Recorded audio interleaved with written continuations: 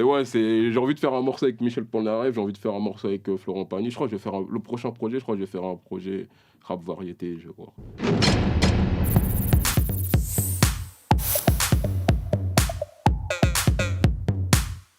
Ouais, c'est vrai, j'avais sauté une classe, ouais. Ah ouais, t'es chaud.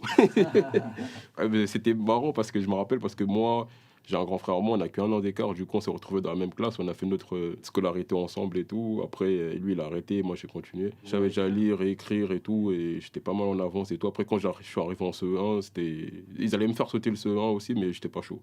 Mon père, il voulait pas. Ouais, ah ouais, vous êtes trop chaud.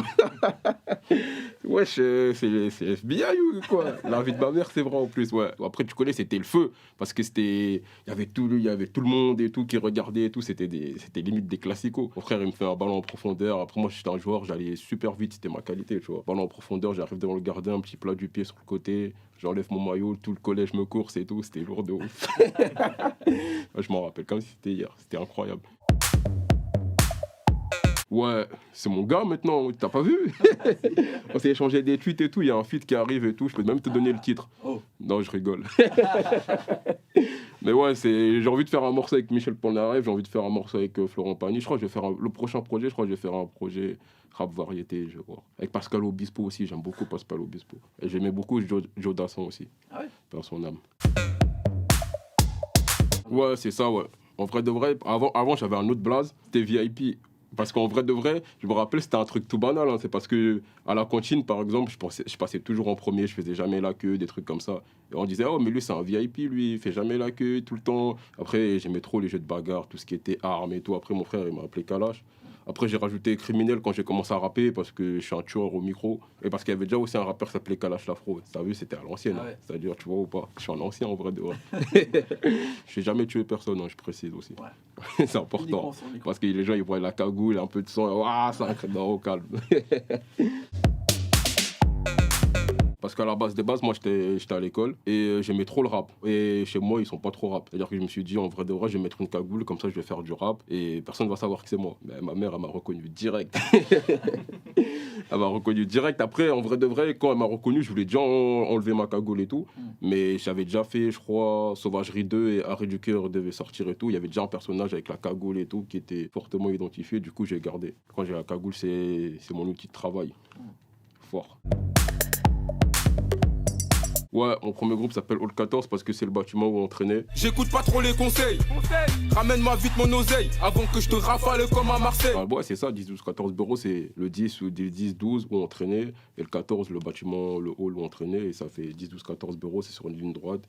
Et c'est comme ça. C'est moi, je l'ai créé ça. 10, 12, 14 bureaux.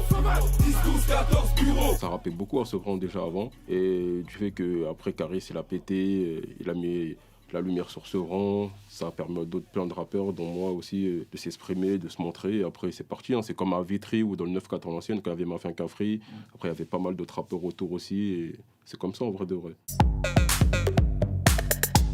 Ouais, c'est vrai. Quand j'ai eu le bac, en fait, mon frère, il était mort et je partais plus en cours et tout. Et je me rappelle 3 mois avant de passer le bac. Et ensuite, ma mère, elle m'a dit, ouais, ton frère, avant de mourir, il a dit, il fallait que tu aies le bac et tout.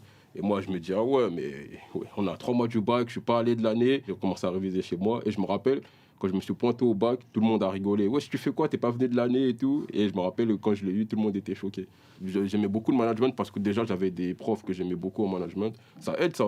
C'est-à-dire que je me suis buté, je te mens pas, je me suis buté à fond. J'aimais trop ça. En vrai de vrai, quand on l'enregistre, ça c'est l'anecdote, quand on l'enregistre, en vrai de vrai, c'était pour le projet de Caris. Et Caris, il dit, voici, le morceau, il est lourd, mais on peut faire mieux. Moi, j'ai dit, bah vas-y, moi, je reprends le morceau, en vrai de vrai. Moi, je le kiffe, le morceau. En plus, je sors mon projet et tout. Il me dit, vas-y, ok, tu le prends, mais je le mets sur ma chaîne. J'ai dit, vas-y, fais comme tu veux, tu vois. Et du coup, il met sur sa chaîne et il pète. Et il m'appelle en mode, hey, je crois que je vais récupérer le morceau. J'ai dit, jamais de la vie, tu vas le récupérer, le morceau, c'est le mien, il va être sur RAS. Et je vais les droits aussi. Arrêt du cœur, Sauvagerie 2, 16, 10, 12, 14 bureaux annonce la couleur.